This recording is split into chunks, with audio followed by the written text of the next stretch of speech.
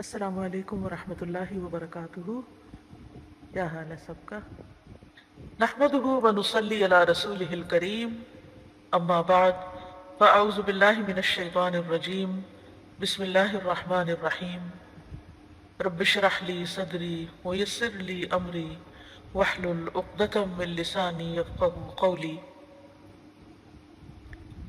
جیسا کہ آپ سب جانتے ہیں کہ نیا سال شروع ہو چکا ہے محرم الحرام کے مہینے سے۔ محرم اللہ کا مہینہ ہے، ہجری سال کا پہلا مہینہ، اور یہ حرمت والے مہینوں میں سے سب سے آخری مہینہ ہے، یعنی تین جو پے در پے مہینے ہیں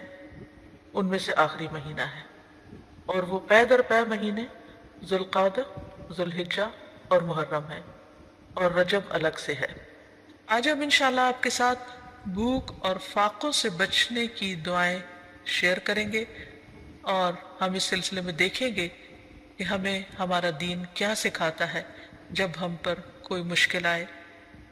جب بھی کوئی مشکل آئے تو انسان کو فوراً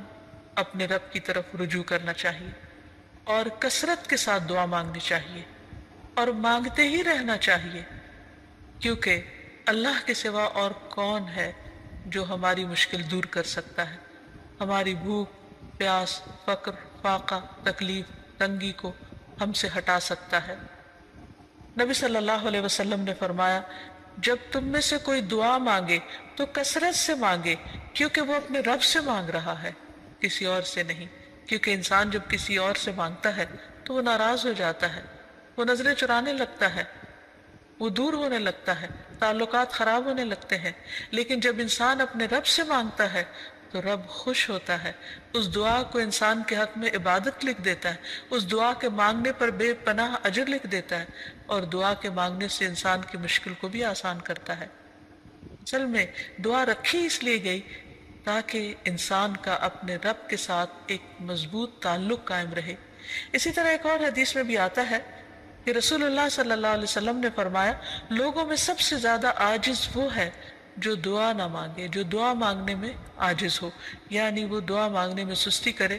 یا کم ہمتی سے کام لے، یا مایوسی کرے کہ میں تو بہت مانگ چکا، اب میں تھک چکا ہوں اور میری دعا تو سنی نہیں جاتی۔ نہیں، انسان کبھی بھی اپنے رب سے مایوس نہ ہو، لیکن یاد رہے کہ دعا مانگنے سے پہلے ہمیشہ اللہ سبحانہ وتعالیٰ کی حمد و ثنا کرے۔ ایک شخص نبی صلی اللہ علیہ وسلم کے پاس حاضر ہوا اور کہنے لگا کہ یا رسول اللہ صلی اللہ علیہ وسلم، مجھے قرآن مجید میں سے کچھ یاد نہیں رہتا، تو مجھے کچھ ایسے کلمات سکھا دیجئے کہ مجھے وہ اس سے کفایت کریں، یعنی میں ان کو زبانی یاد کر لوں اور ان کو پڑھتا رہوں۔ تو آپ صلی اللہ علیہ وسلم نے اس کو سکھایا، سبحان اللہ والحمد للہ ولا الہ الا اللہ واللہ اکبر ولا حول ولا قوة الا باللہ۔ اللہ پاک ہے، سب تعریف اللہ کے لیے ہے، اس کے سوا کوئی معبود نہیں، اللہ سب سے بڑا ہے، اور برائیوں سے بچنے کی ہمت اور نیکی کرنے کی قوت اللہ کے سوا کسی سے ممکن نہیں، یعنی اللہ تعالیٰ ہی انسان کو یہ قوت عطا کرتا ہے۔ تو گویا جب انسان فقر و فاقہ میں مبتلا ہو یا کسی بھی قسم کی محتاجی اس پر آ جائے تو پھر اللہ سبحانہ وتعالیٰ ہی کی طرف رجوع کرے، کثرت کے ساتھ درود شریف پڑھے، اور خصوصاً دعا سے پہلے درود شریف کا پڑھنا قبولیت کا باعث بنتا ہے۔ اور اس میں درود ابراہیمی بھی پڑھا جا سکتا ہے، اور اس کے علاوہ مختصر درود جو ہیں وہ بھی پڑھے جا سکتے ہیں۔ کم سے کم اتنا تو کہے صلی اللہ علیہ وسلم، اور جتنی بار کہے گا ہر بار کہنے سے 10 رحمتیں اس پر آئیں گی۔ جہاں تک فقر و فاقہ کا تعلق ہے تو یہ ہوتا تو ہے، لیکن حقیقت میں اصل فقیری دل کی فقیری ہوتی ہے۔ بہت سے لوگوں کے پاس بہت کچھ ہوتا ہے، لیکن اس کے باوجود بھی ان کے دل میں ہر وقت ایک خوف رہتا ہے، یا ایک احساس رہتا ہے کہ ہمارے پاس کچھ نہیں، یا اگر یہ نہ رہا تو کیا بنے گا۔ اسی لیے ہم دیکھتے ہیں کہ ابو ذر رضی اللہ تعالیٰ عنہ کہتے ہیں کہ رسول اللہ صلی اللہ علیہ وسلم نے مجھ سے فرمایا، اے ابو ذر، تم مال کی کثرت کو مالداری سمجھتے ہو؟ میں نے عرض کیا، ہاں اے اللہ کے رسول صلی اللہ علیہ وسلم۔ آپ نے فرمایا، اور کیا مال کی کمی کو فقر سمجھتے ہو؟ میں نے عرض کیا، ہاں اے اللہ کے رسول صلی اللہ علیہ وسلم۔ آپ نے فرمایا، مالداری دل کی مالداری ہے اور فقر بھی دل کا فقر ہے. یعنی انسان اگر اپنے آپ کو نعمتوں پر راضی رکھتا ہے اور اس کی نگاہ ان نعمتوں کی طرف جاتی ہے جو اس کو ملی ہوئی ہیں تو اس کا دل ہمیشہ غنی رہے گا. لیکن اگر انسان ہر وقت یہ سوچتا رہے کہ اس کے پاس کیا نہیں اور اس کے مقابلے میں دوسروں کے پاس کیا کچھ ہے تو پھر کبھی بھی اس کی محتاجی ختم نہیں ہو سکتی. اس سلسلے میں یہ بھی یاد رکھیے کہ انسان اللہ کے دیے ہوئے کو پا کر کبھی خود کو محتاج نہ سمجھے. تو گویا خوش قسمت ہیں وہ لوگ جو تھوڑا پا کر بھی اپنے رب سے راضی رہتے ہیں اور اللہ تعالیٰ سے خوش گمان رہتے ہیں اور اچھے کی امید رکھتے ہیں. رسول اللہ صلی اللہ علیہ وسلم نے فرمایا مالداری کو غنا نہیں کہتے، غنا تو دل کا ہوتا ہے. جب اللہ کسی بندے کے حق میں خیر و بھلائی کا ارادہ کرتا ہے تو اس کے نفس میں غنا اور دل میں تقوی پیدا کر دیتا ہے، اور جب اللہ کسی بندے کے حق میں شر کا ارادہ کرتا ہے تو اس کی فقیری کو اس کی دونوں آنکھوں کے سامنے رکھ دیتا ہے اور اسے سوائے اپنے فقر اور محتاجی کے کچھ نظر نہیں آتا. لہٰذا اس کی کنڈیشن مزریبل ہو جاتی، وہ ہر وقت پریشان اور دکھی رہتا ہے اور وہ ان نعمتوں کو بھی انجوائے نہیں کر سکتا جو اللہ تعالیٰ نے اس کو دی ہوئی ہیں. اگر انسان غور کرے کہ اس کی اگر خدا نخواستہ آنکھ چلی جائے تو کیا دنیا بھر کی دولت خرچ کر کے بھی وہ آنکھ لے سکتا ہے واپس؟ یا اگر اس کے جسم کا کوئی اور حصہ چلا جائے، ضائع ہو جائے، تو کیا دنیا بھر کی دولت خرچ کر کے وہ اس طرح کی نعمت واپس لوٹا سکتا ہے؟ ہرگز نہیں. ہمارے جسم کا ایک ایک حصہ لاکھوں کروڑوں کا ہے. ہم کہیں سے بھی محتاج اور فقیر نہیں اگر ہم اپنے پاؤں پہ چلتے ہیں اور اپنے ہاتھوں سے کام کر سکتے ہیں. اور اللہ تعالیٰ نے ہمیں نگاہوں کی روشنی عطا کر رکھی ہے اور سننے کی طاقت، اور ہمارا دل دھڑکتا اور ہمیں زندگی نصیب ہے، تو اللہ سبحانہ وتعالیٰ باقی نعمتیں بھی ہم پر آسان کر دے گا. صرف یہ کہ انسان وقتی طور پر کسی آزمائش سے نہ گھبرائے. پھر اسی طرح فقر و فاقہ چونکہ ایک آزمائش ہے تو اللہ تعالیٰ مختلف لوگوں کو مختلف طریقے سے آزماتا ہے. تو کچھ لوگوں کو فقر سے آزماتا ہے، اور اس میں صرف یہ نہیں کہ کسی عام انسان کو، بلکہ اللہ تعالیٰ نے اپنے بڑے بڑے نیک بندوں کو بھی اس سے آزمایا ہے. لیکن عام حالات میں فقر و فاقہ کے جو اسباب ہمیں قرآن و سنت سے پتہ چلتے ہیں ان میں سے ایک وجہ دین سے دوری بھی ہے. معقل بن یسار کہتے ہیں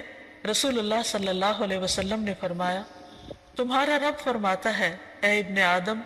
میری عبادت کے لیے فارغ ہو جا تو میں تیرے دل کو غنا سے اور تیرے ہاتھ کو رزق سے بھر دوں گا. اے ابن آدم مجھ سے دور نہ ہو ورنہ میں تیرے دل کو فقر سے اور تیرے ہاتھ کو شغل اور مصروفیت سے بھر دوں گا. یعنی تم کام بھی کرتے رہو گے لیکن تمہارا غم کبھی دور نہیں ہوگا. قرآن مجید سے بھی ہمیں واضح طور پر یہ بات پتہ چلتی ہے کہ جو شخص اللہ کے ذکر سے منہ موڑتا ہے اللہ تعالیٰ دنیا کی زندگی بھی اس پر تنگ کر دیتے ہیں. فرمایا وَمَنْ أَعْرَضَ عَنْ ذِكْرِي فَإِنَّ لَهُ مَعِيشَةً ضَنْكًا وَنَحْشُرُهُ يَوْمَ الْقِيَامَةِ أَعْمَى. فرمایا اور جو میری یاد سے منہ موڑے گا تو اس کی زندگی تنگ ہو جائے گی اور قیامت کے دن ہم اسے اندھا کر کے اٹھائیں گے. اور حقیقت یہ ہے کہ یہ آیت بالکل سچی ہے، کیونکہ جو شخص صرف دنیا کی محبت میں مبتلا ہو جاتا ہے اور دنیا ہی کا ہم و غم پال لیتا ہے پھر اس کی یہی کیفیت ہو جاتی ہے کہ سب کچھ ہوتے ہوئے بھی اس کے اندر تنگی رہتی ہے. رسول اللہ صلی اللہ علیہ وسلم نے فرمایا جو اپنی فکر آخرت کو بنا لیتا ہے تو اللہ تعالیٰ اس کے تمام امور کو جمع کر دیتا ہے اور اس کے دل کو بے نیاز کر دیتا ہے اور دنیا اس کے پاس ذلیل ہو کر آتی ہے. اور جس کی نیت صرف دنیا حاصل کرنے کی ہو یعنی وہ آخرت کو بھولا ہوا ہو اللہ اس کی تنگیوں کو اس پر کھول دیتا ہے. اس کا فقر اس کی آنکھوں کے سامنے آتا ہے اور اسے صرف اتنی ہی دنیا ملتی ہے جتنی اس کے لیے لکھی جا چکی ہوتی ہے، اس سے زیادہ نہیں ملتی. اس لیے انسان کو ہمیشہ اللہ سبحانہ وتعالیٰ کی طرف رجوع کرنا چاہیے اور جو کچھ انسان کو ملا ہے اس پر راضی رہنا چاہیے، شکر ادا کرتے رہنا چاہیے اور فقر و فاقہ کے علاج کے لیے اللہ تعالیٰ سے ہی دعائیں کرنی چاہیے. ابو ذر غفاری کہتے ہیں نبی صلی اللہ علیہ وسلم اللہ سبحانہ وتعالیٰ سے روایت کرتے ہیں کہ بے شک اللہ تعالیٰ فرماتا ہے اے میرے بندو تم سب بھوکے ہو سوائے اس کے کہ جسے میں کھلاؤں، تو تم مجھ سے کھانا مانگو، میں تمہیں کھلاؤں گا۔ اے میرے بندو، تم سب برہنہ ہو سوائے اس کے جسے میں لباس پہناؤں، تو تم مجھ سے لباس مانگو، میں تمہیں لباس پہناؤں گا۔ حقیقت یہ ہے کہ سب کچھ دینے والا اللہ ہے، اس لیے انسان اپنی چھوٹی سے چھوٹی اور بڑی سے بڑی ضرورت اللہ تعالیٰ کے سامنے ہی رکھے، اور جب انسان اللہ سے مانگتا ہے تو اس کا فقر دور ہو جاتا ہے، اور اللہ پر بھروسہ ہی دراصل انسان کو غنی کر دیتا ہے، اور اللہ تعالیٰ اپنے فضل سے بندوں کو غنی کرتا ہے اور ان پر اپنی رحمت نازل کرتا ہے۔ قرآن مجید میں آتا ہے وَأَنَّهُ هُوَ أَغْنَى وَأَقْنَى، وہی تو ہے جس نے غنی کیا اور دولت عطا کی۔ بعض اوقات وہ دے کر لے لیتا ہے، بعض اوقات دینے کے بعد پھر وہ مزید دیتا ہے، اور یہ سب اس کے اپنے فیصلے ہیں، لیکن انسان کو ہر صورت میں اللہ تعالیٰ کی طرف ہی رجوع کرنا چاہیے اور اللہ تعالیٰ کی تقسیم پر راضی رہنا چاہیے، قناعت اختیار کرنی چاہیے، اور جب انسان پر فقر و فاقہ یا بھوک کی کوئی کیفیت طاری ہو تو نبی صلی اللہ علیہ وسلم کی بھوک کو یاد کر لینا چاہیے۔ یہ حدیث یاد رہے کہ رسول اللہ صلی اللہ علیہ وسلم اس دنیا سے رخصت ہو گئے اور آپ نے کبھی جو کی روٹی بھی آسودہ ہو کر نہیں کھائی۔ ایک اور روایت میں آتا ہے کہ رسول اللہ صلی اللہ علیہ وسلم بعض اوقات سارا دن بھوک کی وجہ سے بے قرار رہتے تھے، اور آپ کوئی خراب کھجور تک گھر میں نہیں پاتے تھے کہ جس سے آپ اپنا پیٹ بھر لیں، حالانکہ آپ اللہ کے محبوب تھے۔ تو اس سے یہ پتہ چلتا ہے کہ ضروری نہیں کہ جو شخص فقر و فاقہ کا شکار ہو جائے اللہ تعالیٰ اس پر ناراض ہی ہو۔ بعض اوقات اللہ تعالیٰ اپنے پیارے بندوں کو آزماتا ہے، انہیں مختلف طرح کے امتحانوں میں ڈالتا ہے تاکہ انہیں اور زیادہ اپنا مقرب بنا لے۔ پھر اسی طرح انسان جب دعائیں کرے تو جو دعائیں ہمیں قرآن و سنت میں سکھائی گئی ہیں ان سے خاص طور پر اللہ تعالیٰ سے مدد مانگتا رہے، کیونکہ ساری تکلیفیں صرف اللہ ہی دور کرتا ہے۔ اللہ تعالیٰ فرماتے ہیں قل أفرأيتم ما تدعون من دون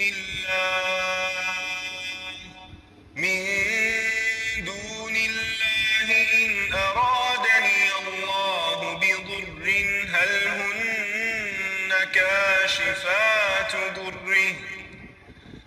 هن كاشفات ضره أو أرادني برحمة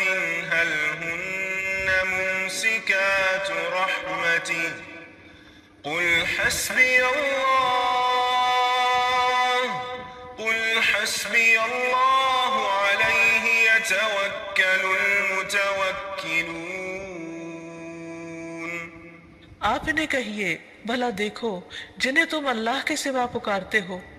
اگر مجھے کوئی تکلیف پہنچانا چاہے تو تمہارے معبود اس کی پہنچائی ہوئی تکلیف کو کیا دور ہٹا سکتے ہیں؟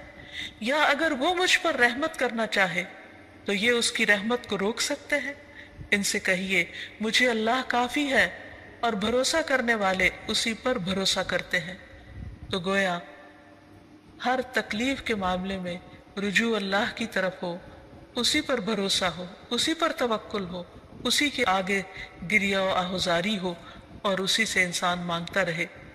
تو یہ چند ایک دعائیں ہیں جو ابھی آپ کو بتائی جائیں گی جو انسان ایسی تکلیف کے موقع پر پڑھ سکتا ہے۔ سب سے پہلے تو دل کی غنا کی دعا ہے، اللہ میرے دل کو غنی کر دے، یعنی جو نعمتیں میرے پاس ہیں مجھے انہیں دیکھنے والی نظر دے اور اطمینان والا دل عطا کر۔ تو دعا ہے اللہم انی اسألک الہدی والتقی والعفاف والغنی، اے اللہ میں تجھ سے ہدایت، تقوی، پاک دامنی اور غنا کا سوال کرتا ہوں۔ پھر اسی طرح خاص طور پر فقر و فاقہ سے بچنے کی دعا ہے۔ نبی صلی اللہ علیہ وسلم صبح و شام یہ دعا مانگا کرتے تھے اللہم انی اعوذ بک من الکفر والفقر، اللہم انی اعوذ بک من عذاب القبر لا الہ الا انت، اے اللہ میں کفر اور فقر سے تیری پناہ میں آتا ہوں، اے اللہ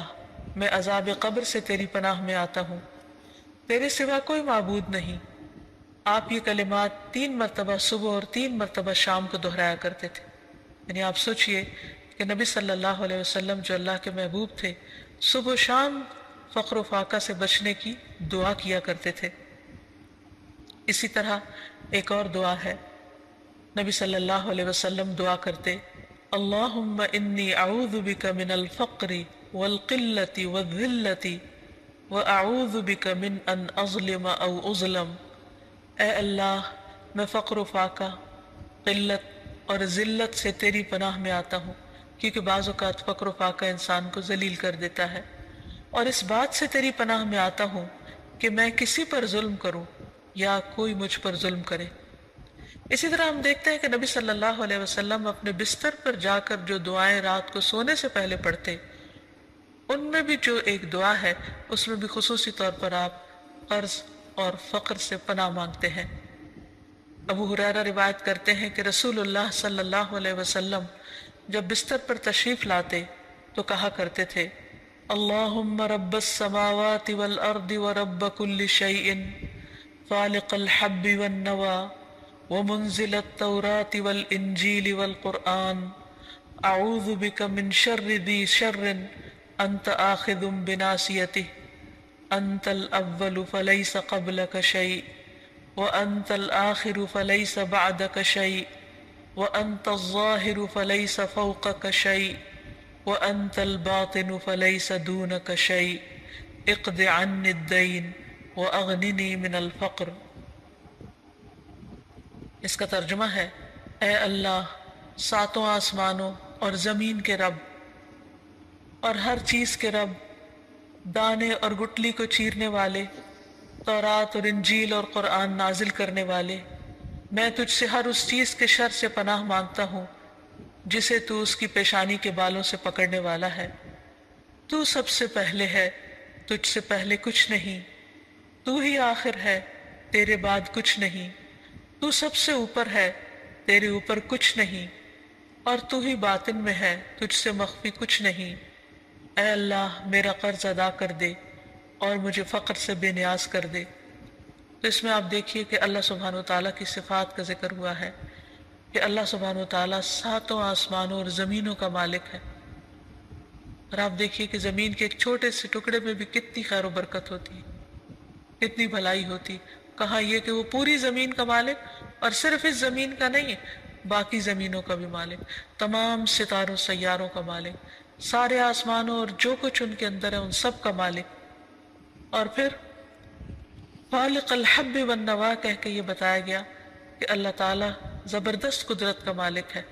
وہ زمین کے اندھیروں میں بیج اور گٹلی کو پھاڑتا ہے اور اس سے بہترین پودے نکالتا ہے جس میں انسان کے رزق کا سامان ہے، پھر زمین سے بھی کچھ رزق نکلتا ہے اور آسمان سے بھی اترتا ہے، پھر تورات، انجیل اور قرآن روحانی رزق ہیں، ان کا ذکر کیا گیا۔ ان تمام چیزوں کا ذکر کر کے اللہ تعالیٰ کی صفات بیان کر کے پھر ہر چیز کے شر سے پناہ مانگی گئی جس کا کنٹرول اللہ کے ہاتھ میں ہے، اور پھر اللہ تعالیٰ کے کچھ ناموں اور صفات کا ذکر کیا گیا کہ اے اللہ، تو سب سے اول ہے اور تو ہی سب سے آخر ہے، نہ کوئی تجھ سے پہلے ہے اور نہ کوئی تجھ سے بعد، یعنی سب چیزیں تیرے ہی کنٹرول میں ہیں، تو ہی ہر ایک کا مالک ہے اور تیرے اوپر کوئی بھی نہیں ہے، اور تو ہی ظاہر ہے اور تو ہی باطن ہے، اور تجھ سے کچھ بھی چھپا ہوا نہیں۔ اور یہ ساری صفات ذکر کر کے آخر میں کیا فرمایا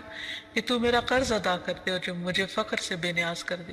تو جو شخص یہ دعا مانگے گا انشاءاللہ اسے مالی مشکلات سے، پریشانی سے نجات ملے گی۔ پھر اسی طرح نبی صلی اللہ علیہ وسلم رات کے وقت جب بھوک کی شدت سے آپ کی آنکھ کھل جاتی اور آپ بے قرار ہوتے تو آپ یہ دعا پڑھا کرتے تھے، لا الہ الا اللہ الواحد القہار رب السماوات والارض وما بینہما العزیز الغفار۔ کوئی معبود برحق نہیں مگر اللہ جو اکیلا اور زبردست ہے، آسمانوں، زمین اور ان کے درمیان کی تمام چیزوں کا رب ہے، وہ غالب اور بہت بخشنے والا ہے۔ پھر اسی طرح انسان بھوک سے پناہ مانگے اور اللہ تعالیٰ سے خاص دعا کرے کہ انسان کو ایسی تمام اذیتوں سے نجات دے جو اس کے لیے مشکل کا باعث بنتی ہے۔ اللہم انی اعوذ بک من الجوع فإنہ بئس الضجیع، اے اللہ میں بھوک سے تیری پناہ مانگتا ہوں، بے شک وہ بہت بری ساتھی ہے۔ پھر ایک اور موقع پر نبی صلی اللہ علیہ وسلم ان کلمات کے ذریعے دعا کیا کرتے تھے، اللہم انی اعوذ بک من فتنة النار وعذاب النار ومن شر الغنى والفقر، اے اللہ میں پناہ چاہتا ہوں آگ کے فتنے اور آگ کے عذاب سے، اور مالداری اور ناداری کے شر سے، کیونکہ دونوں کے اندر اپنا اپنا شر ہے کہ انسان کے پاس بہت کچھ ہو تو بھی اس کے اندر بگاڑ آنے کا ڈر ہے، اور اگر کچھ نہ ہو تو فقر انسان کو کفر کے قریب کر دیتا ہے۔ پھر اسی طرح دیے جانے اور روکے جانے کے شر سے بچنے کی دعا سکھائی گئی۔ نبی صلی اللہ علیہ وسلم یہ دعا مانگا کرتے تھے، اللہم لا قابض لما بسطت ولا باسط لما قبضت ولا ہادی لمن اضللت ولا مضل لمن ہدیت ولا معطی لما منعت ولا مانع لما اعطیت ولا مقرب لما بعدت ولا مباعد لما قربت وأعوذ بك من شر ما أعطيتنا وشر ما منعت منا، اے اللہ جو تو پھیلا دے اسے کوئی سمیٹنے والا نہیں، اور جو تو سمیٹ لے اسے پھیلانے والا کوئی نہیں، یعنی ساری طاقت تیرے ہی ہاتھ میں ہے، ساری طاقت کا مالک تو ہی ہے۔ جسے تو گمراہ کر دے اسے کوئی ہدایت دینے والا نہیں، اور جسے تو ہدایت دے اسے کوئی گمراہ کرنے والا نہیں، جس سے تو روکے اسے کوئی دینے والا نہیں، اور جسے تو دے اس کو کوئی روکنے والا نہیں، جسے تو دور کر دے اسے کوئی قریب کرنے والا نہیں، اور جسے تو قریب کر دے اسے کوئی دور کرنے والا نہیں۔ اور میں تیری پناہ مانگتا ہوں ہر اس چیز کے شر سے جو تو نے ہمیں دی، اور اس چیز کے شر سے جو تو نے ہم سے روک لی۔ تو اللہ تعالیٰ سے دعا ہے کہ وہ ہمیں دنیا اور آخرت کی تمام آزمائشوں، پریشانیوں اور مشکلات سے اپنی حفاظت میں رکھے۔ وآخر دعوانا ان الحمد للہ رب العالمین۔ السلام علیکم ورحمۃ اللہ وبرکاتہ۔